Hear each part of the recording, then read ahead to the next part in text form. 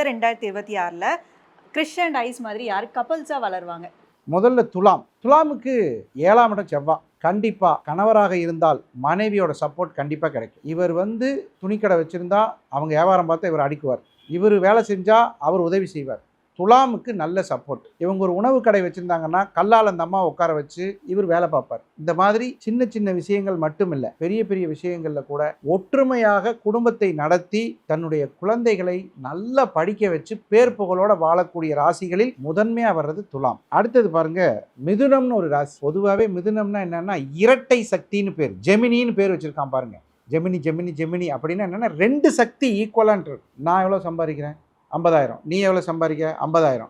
நீ எவ்வளோ கொண்டு வந்த? நான் இவ்வளோ கொண்டு வந்தேன். நானும் ஐடி, நீயும் ஐடி. இந்த ஒற்றுமை உணர்வு இரட்டை சக்திக்குரிய ராசி மிதுனம். இந்த மிதுனத்தில் கணவன் மனைவிகள், கணவராக இருந்தாலும் மனைவியாக இருந்தாலும் நல்ல சந்தோஷம், மகிழ்ச்சி. நிறைய பேர் சொல்லுவாங்க நல்ல குடும்பம் ஒரு பல்கலைக்கழகம்ங்கிறான். அந்த பல்கலைக்கழகமாக மாற்றக்கூடிய ராசிக்கு மிதுன ராசிக்கு உண்டு. அடுத்தது ரிஷபராசி. காலபுருஷ குடும்ப ராசின்னு பேர். குடும்பம்னா என்னங்க? ரிஷபம் நல்லா இருக்கும். அந்த ரிஷபம் என்று சொல்லக்கூடிய இந்த ராசிக்கு அற்புதமாக இருக்கும்.